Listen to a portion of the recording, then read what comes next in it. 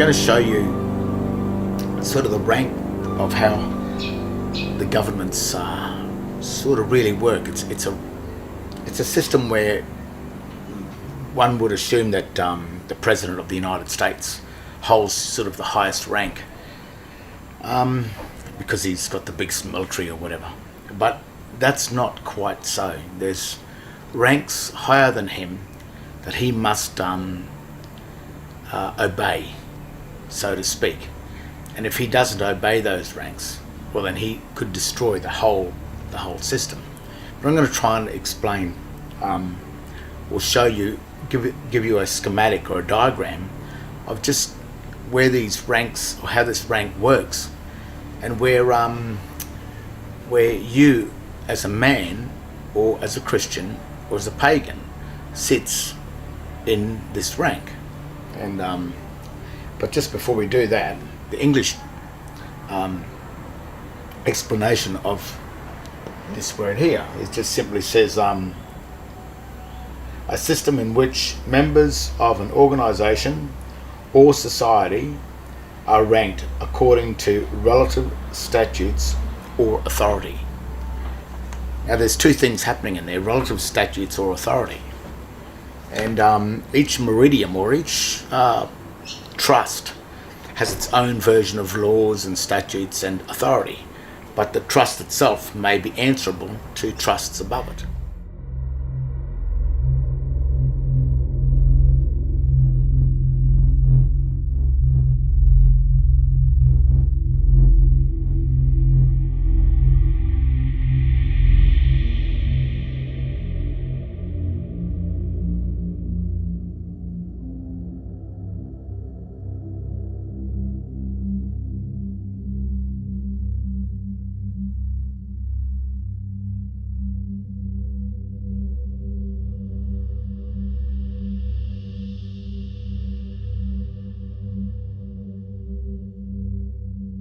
And that's the other thing, where some government workers and some police officers and what have you, even some lawyers, are not quite understanding this,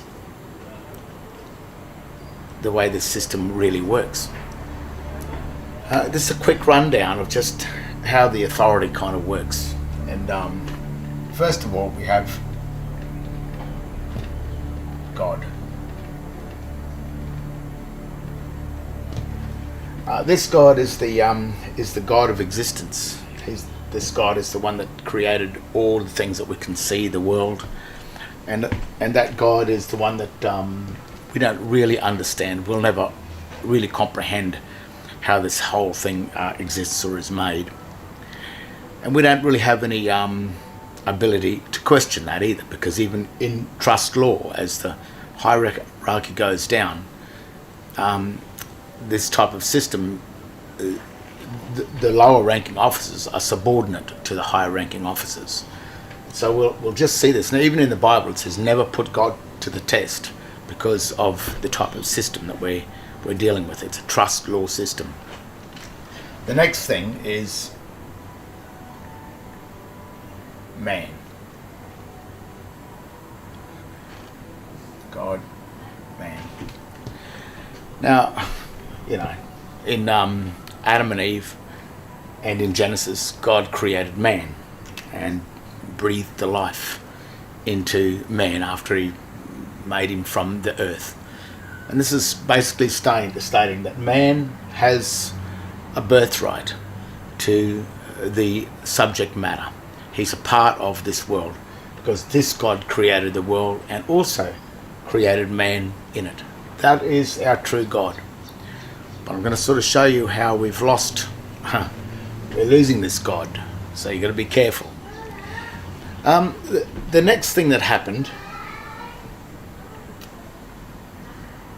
was in the Garden of Eden. God granted dominion, which is the highest of authority, to man. And what man did, what happened in this, by granting the absolute authority, the legal title to man, that granted the equitable title with God. So man was holding the legal title to God. God was the director, and this is still evident because when this God decides to have a volcano or create a massive earthquake or create a massive storm, there's not much that man can do about it. That's the fury of God. This God, no matter what you do, hate him or love him, whatever happens, you can't question that, and you can't do much about it either, because his fury is of the greatest. And sometimes those storms and that remind us of the respect that we have, or that we should be having, for this God up here. What happened is God granted the legal title to man, so that means man looks after this planet. He's duty bound to look after it. But what he has done, or what's been offered to man, is this thing here, which is called the Vatican. And what that means is Vatican.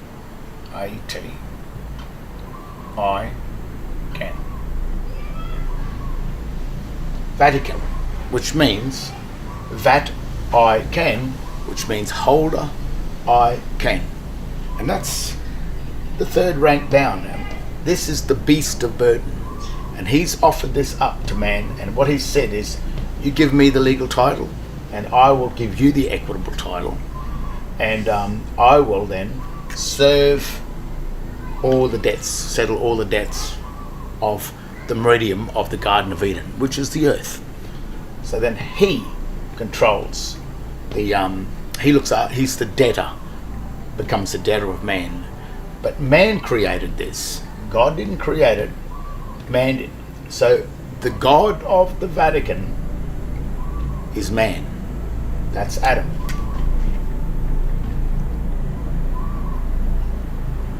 That means man. Adam means man. Now, why would someone want to pay the debts of man? And that's because this people here, it knows how to confer the debts of man back onto man. Now the next hierarchy down is the debtor. So the Vatican creates a debtor for the Vatican. Man created the debtor to pay the debts of man. It's the Vatican. The Vatican creates a debtor. Babylon.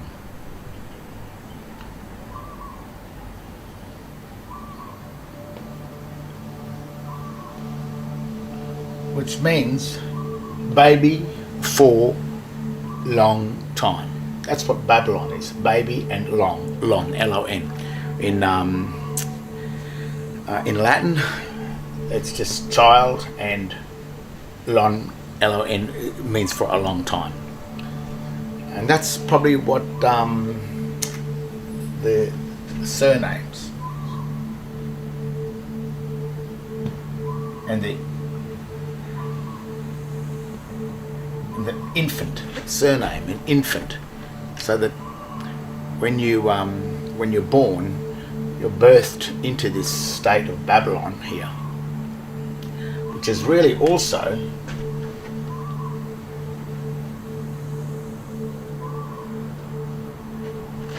really or the Roman Empire, or it's the debtor of Rome.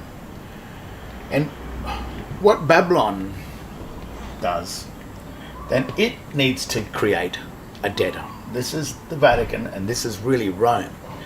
Babylon is Babel, the old Babylonian text and everything. It's in the Bible. It's Babylon's been recognized. It exists, and it exists today. The United States, the Pentagon, that's Babylon. I'll even show you why with the Babylonian text as well. And what Babylon has done is it created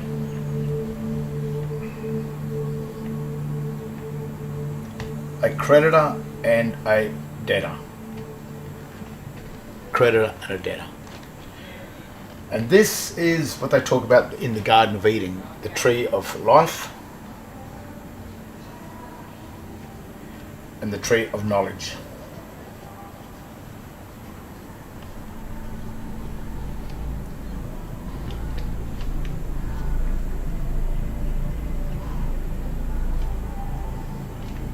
Tree of life, tree of knowledge, creditor, debtor. And these two things were accounts. So Babylon had to create a remedy inside this, and to get man to pay his own debts is to turn man into either the debtor of Babylon, so that Babylon could be the debtor of the Vatican, so then the Vatican could be the debtor of man, so that man is the debtor of God. But what this thing here is trying to do is get rid of man, because this is the serpent, the usurper. It usurps sin, and if it can get rid of man, then all of the debts that are paid to Babylon and then to the Vatican, if man isn't there, then he gets to keep the loot, keep the gold, keep all of the debts of man. Vatican, the very symbol, is also Vatican, Holder, and Holder is like a valley, which is the banks of a river. It is the first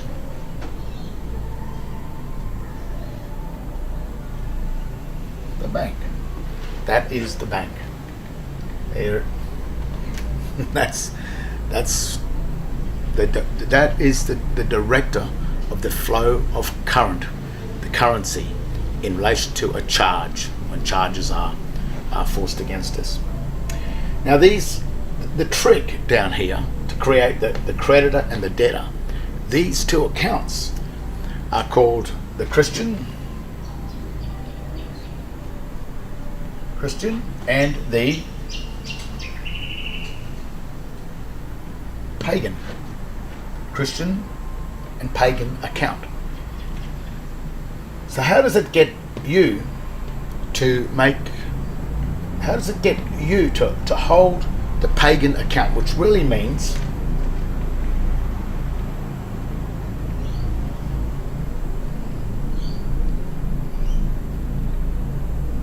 the pay again account? Pagan, pay again. So why this is paying again is because man's already paid. It's already, his debts are paid by the Vatican. But the Vatican are going to get man to pay the debts again for the second time. So now we have God, then man. Man created the Vatican, the first debtor. The Vatican created Babylon. And Babylon created two accounts, the Christian account and the pagan account. The creditor, the debtor. Life and knowledge. L and K. Kill. L-I-F-E. Life and kill. Now, there's two warnings. When God said to man, he said, whatever you do, you never eat from the tree of knowledge. Don't eat, otherwise you will surely die. That was the warning. Now, in the New Testament, Christ came along and he said that in my name only, my name, which is the name of an account, shall you be saved. My name only. So now we have these two accounts, which is the creditor, the debtor. The tree of life, the tree of knowledge, life, death. Death, life. They're called accounts. So this account is the account of the creditor. This is the account of the debtor. Now, how do we get man to hold the accounts of the debtor? And this is probably one of the biggest tricks where the birth certificates and everything come into being. We'll name the account, and we'll just show you what's going on. This is the name. This is the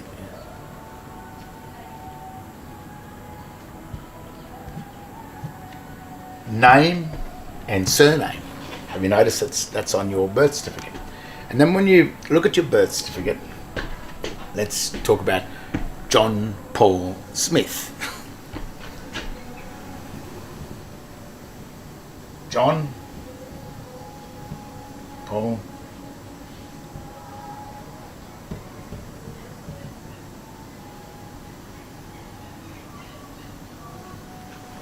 When you look at your birth certificate, you're going to see this, and it will say name and surname. Now that's what you will assume, but there's no surname on that document, on the certificate of birth. But there is a name, John Paul, as your Christian name or given name, and then it says surname, and then that's where the Smith will be, the surname. That's made you sort of assume that that's your surname. And then when someone asks you, like a police officer or someone from the state, from the Babylonian state, which is the, at the moment, it is probably the United States Securities and Exchange Commission that owns all of the nations of the world, as well as Canada and as well as Commonwealth of Australia and as well as the United States. Babylon owns these things, and that in modern day is more than likely the US Federal Reserve, which is that bank, and the United States Securities and Exchange Commission.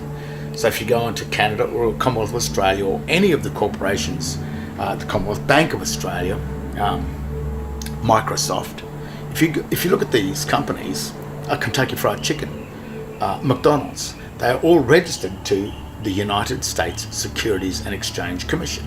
So they all stem from the one world government, Babylon. Now, when you look at your name, John Paul Smith, if you're illiterate and you don't know what's going on and you haven't been taught how to read the signs at school, and just remember what Christ said. He said, "In my name only shall you be saved." And then the other thing he stressed was, you must learn to read the sign. Because there's two things happening in this: English and sign. That is called a Babylonian, or it's actually called a Latin or ancient Latin symbolic text. This is a descriptive text. It's completely and utterly different. But if you're an illiterate pleb, actually is what they'll call you, this is what you will assume this name to be.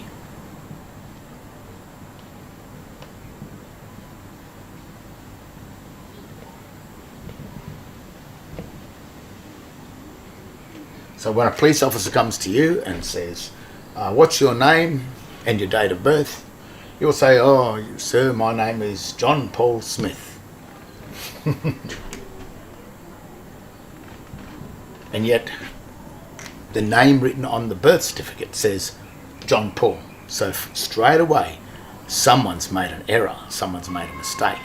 And if you're the one that's claiming John Paul Smith to be your full name, when John Paul is your full name on the birth certificate, then that police officer has been trained to, as soon as you give a full name, which includes your surname, which is incorporated with your real name, it's an incorporation, and a presumption, he will take authority over you straight away. And what it is, under a form of water law salvage rights, because you're not John Paul, you claim to be John Paul Smith, and John Paul Smith, in law and in fact and in reality, John Paul Smith does not exist. Only John Paul in fact exists. John Paul in reality and in fact, John Paul Smith in reality and fact does not exist. So that enters them into the world of fictions. So rather than you being a man, you will become down here a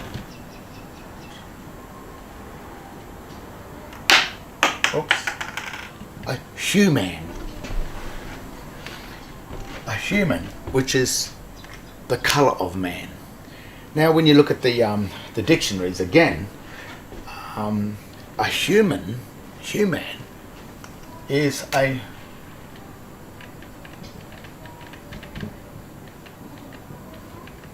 monster.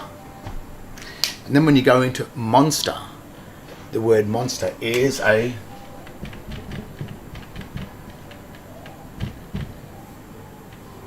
fiction. A monster is a fiction.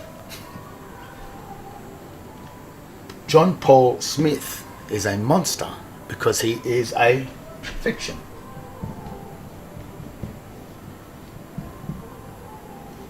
Also a human. And the other thing which is very strange about this is the minute you incorporate any two items together, any two things together that are incorporated in relation to the Vatican or the water law, it becomes a person.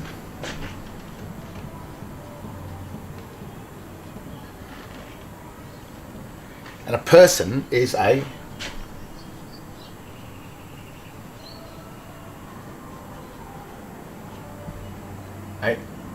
corporation, corp speaking, which means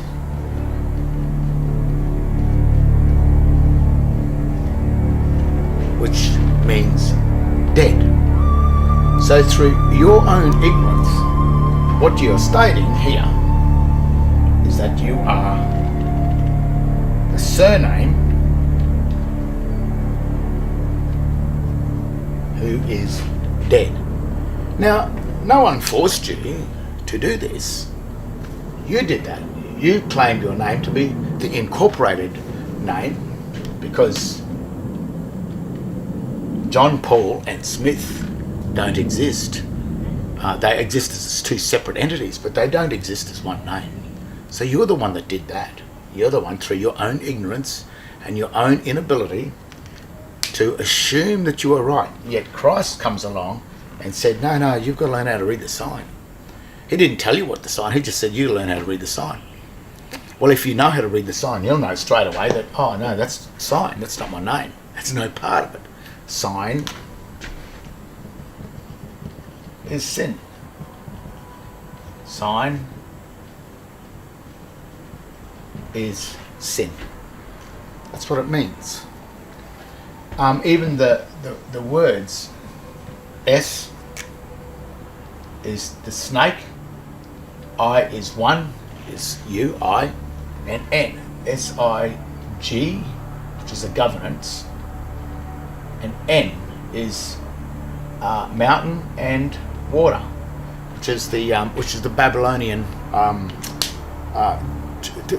which it's not Babylonian, it's the two sides.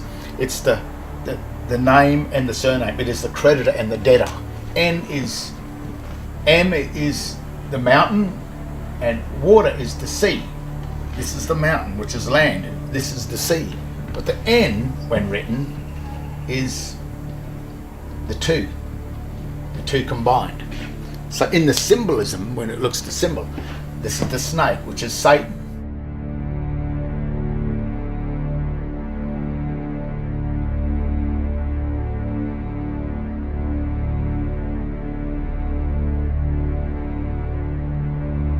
You've become dead through your own false presumption that you thought that your name, John Paul, with the all uppercase symbolic Smith, was one name. And the minute you incorporated and you assumed that, this is what you became: human, a fiction, a person, a corporation, dead, and of course a monster. And monsters have to be controlled under statute law. So you've been under the control of statute law, which is not free will, which is under what Satan wanted. You're under the control of Satan. And Satan did not give man the free right to make a choice. God gave man the free right to make a choice to enter into the debtor or the creditor. But how you make that choice is by learning what Christ said, by studying the Bible and working out how the Adam and Eve trusts about in relation to 1:26 of Genesis, where God granted dominion. God granted dominion to man over the land, the air, the sea, and the thing that creepeth. Now, if you put surname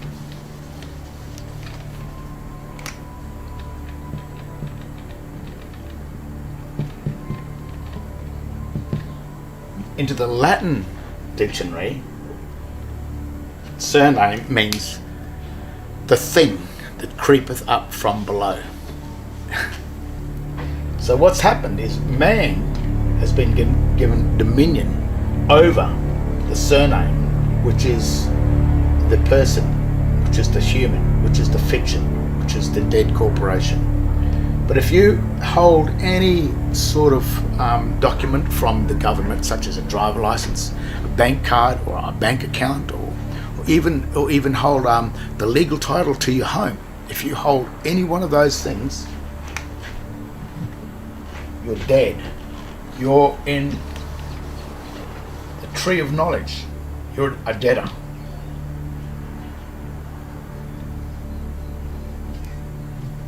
You hold the legal title to it, and you have lost your equity, because in trust law, he who holds legal title cannot touch the equity without license.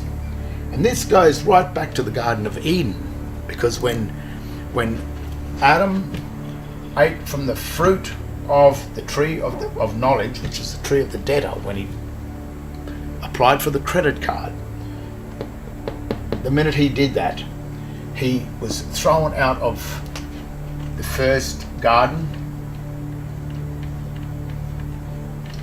and the only way he could get back into the Garden of Eden was under license.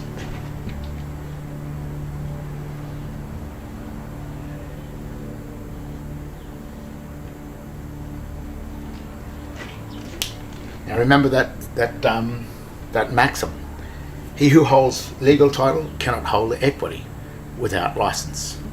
And the license to hold the equity is granted from Babylon, which is the Vatican, which is the bank. So when you sit down here, when you're dead, then you need a license to do anything at all. And that's what's happening to you. You want to go fish, you want to do anything, you want to drive a car, because anything you do in Eden, while you're the debtor, you must have a license. Now remember what Christ said over here. He said, in my name you shall be saved. So what happens is this name here, John Paul, is the creditor.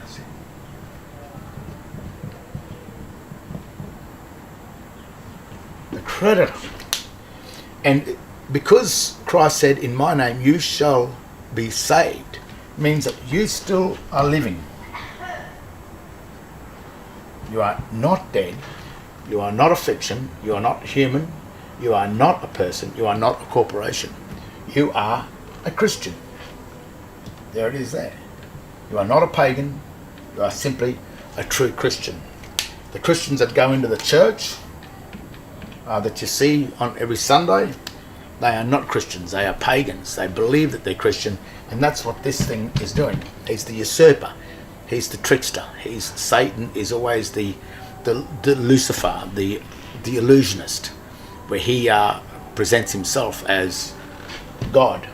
Because persons, the only God of a person, which is the only God of a debtor, is Babylon, which is the Vatican. The Vatican created these things here. The Vatican created the incorporation. When two names or two things are joined together, that's it. But when you're Christ, you only have one name. You don't hold any legal title, anything. When you learn how to operate this account, this Christian account over here, you will start to realize that you can have anything you want. ask and you shall receive. And that's how it really does work. Now, the account name, just to finish off, this is where the real trick has been in here. The Christian account, or the credit account, is John Paul. And the debtor account is the surname. The surname is not just the Smith, because Paul, John Paul, and the Smith belong to us. That's our name, and this is our heritage. So both names belong to us. So the state can't make a claim over the family name or the heritage or the Christian or the given name. It cannot make a claim. But what it makes a claim over is incorporation. So as soon as these two names are assumed as one, that is the property of the Vatican. That is the state of affairs of that governing system. This is the Christian account written in proper English, and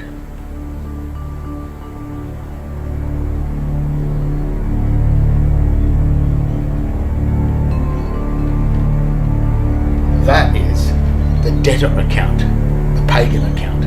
That is, so if you hold this name here in proper English, you become the debtor. So when you walk into a court and say, I'm walking into this court, I am a living, breathing man, well, yes, you might very well be that. But the magistrate, who's the administrator, which is Babylon, and the administration, well, it's here. That's what this thing is. Here's the I on the bill. The administrator, which is the magistrate, the man will walk in, I am the living, breathing man, Your Honour. And he will say, yeah, well, that's fine. Do you hold a driver licence? Yes. What's your name? My name is John Paul Smith. Well, the magistrate is obligated to set up a salvage trust, salvation, for this, because this person down here, this man, has been lost at sea. He doesn't know who he is. He doesn't know his own name.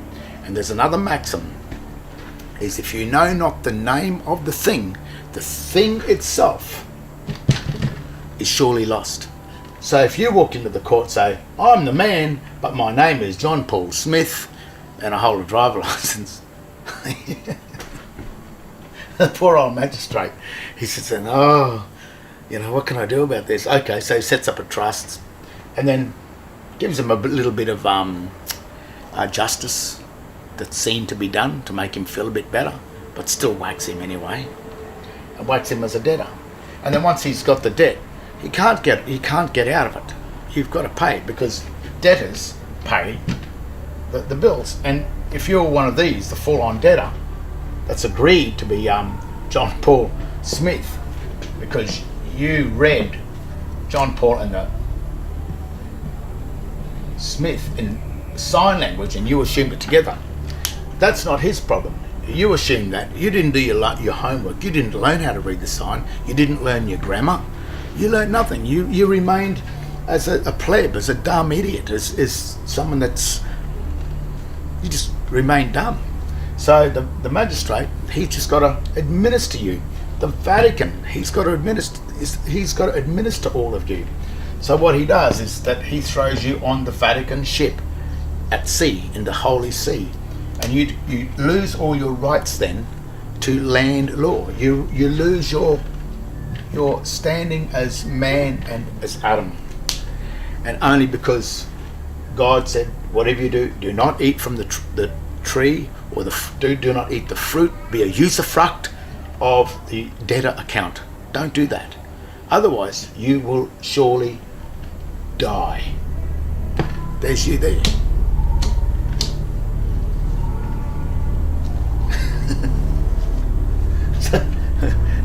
so that's how the system works.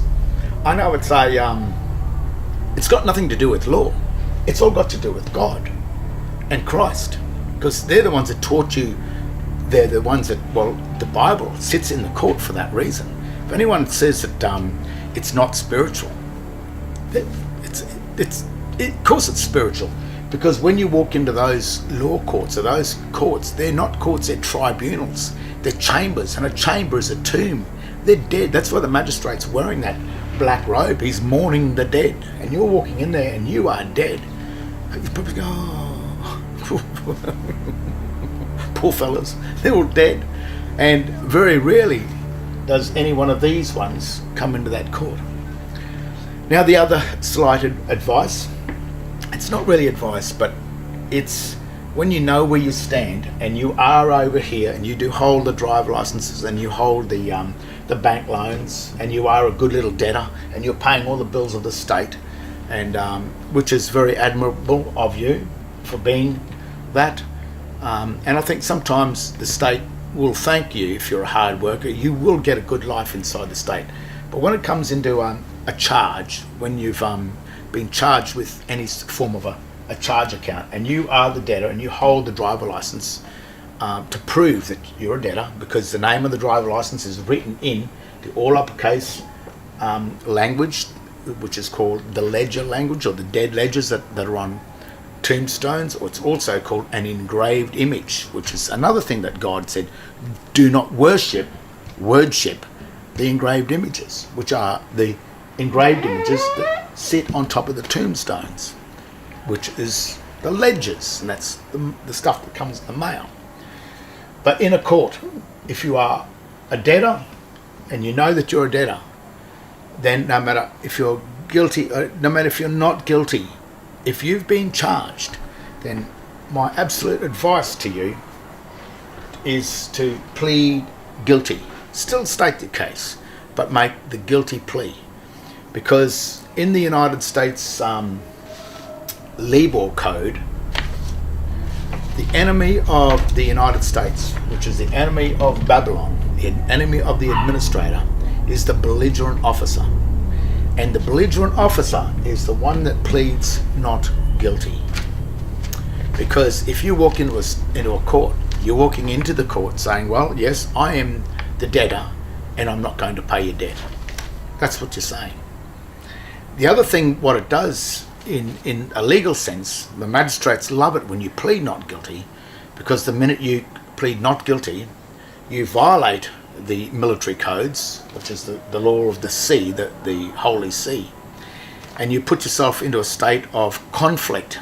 And once you're in a state of conflict in military law, the administrator has right to administer the conflict. So you're handing over all of the power over you to the state, because you have become the enemy of the state.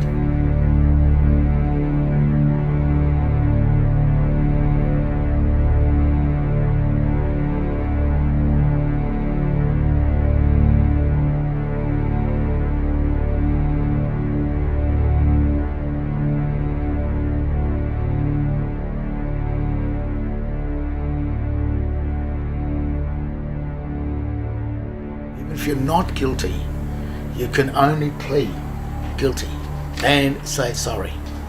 Because when you have operated, when you've walked into this and you've chosen to be the debtor of the state, you have no rights. And don't try and get them. Especially the idiot people that walk in and say, I am the living man. So you got a driver license? Oh yeah. Lost. Completely dumb, stupid.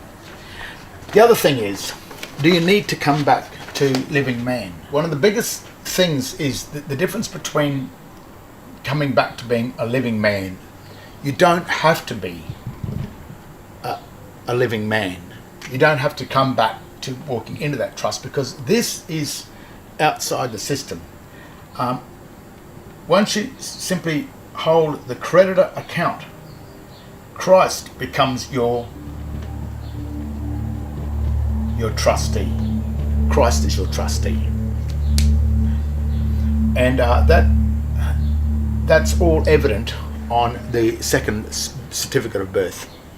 Because on the second certificate of birth, it states in black and white that the full name, John Paul Smith, is in the custody of the Registrar General of the Certificate of Birth, which is the state. So it's stated on that and signed. They've even told you that they own this, and the minute you hold that, then you become the trustee of the Registrar General. But if you don't hold this name and you simply hold this name here, then you become the director of the Registrar General. You don't have to come back to living man, because Christ has given you a remedy within the world of the dead, which is the dead corporations, which is from Christ on down to 2017 AD. From that time we live in the world of the dead, in the chambers of the water law. But inside that system, the Christian trust is the remedy within the world of the dead. The minute you walk into a church, above every church you will see that sign, and that sign means, that's why it's found on top of tombstones as well. It means dead. So when you walk into a church, you know that that is the house of the dead. If you are this over here, a true Christian, then you don't walk into those places, because that is for the quasi-Christian, the people that think they're Christians, but they're not. Now, even other churches, you'll see that if they ever use this type of writing, the all uppercase text, then if they're using any form of symbolic text on the signs or any form of sign language, it's another dead giveaway.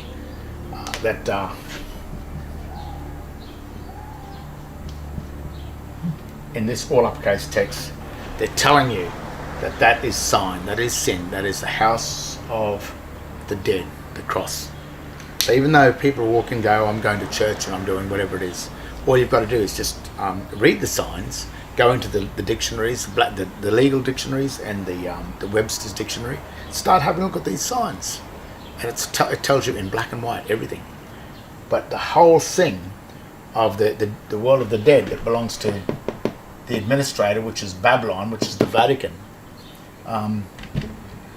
if you're down here, then you are subject to that.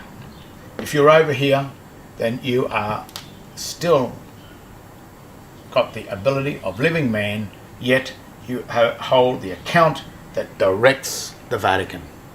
That's why the Vatican probably doesn't really like real Christians. It creates its own quasi-Christians in all of its church, because it knows it keeps them, or keeps the masses, under control. But when you work it out, usually criminals don't work this out. The people that do work it out are usually the people that do love God and hold this God here as the true God, as they should. And when you do that, then you are subject to the laws of the Bible, like the statutes that make up the 10 Commandments, and also Christ, which is, if you love your neighbour in a spirit of brotherhood, then no war would ever happen. But people that are with this God automatically know that they are subject to the real laws of the Bible, and they wouldn't do anything against their own brother or their own neighbour that they wouldn't like to happen to them. So the people that do work it out and that don't need to be controlled by the state, don't need to be controlled by the state, because they are the true solemn people that have worked this out. So I hope that explains the hierarchy and the principle of how our governing system works today in this modern day society. It's ancient and it's never going to change. It dates back thousands and thousands of years.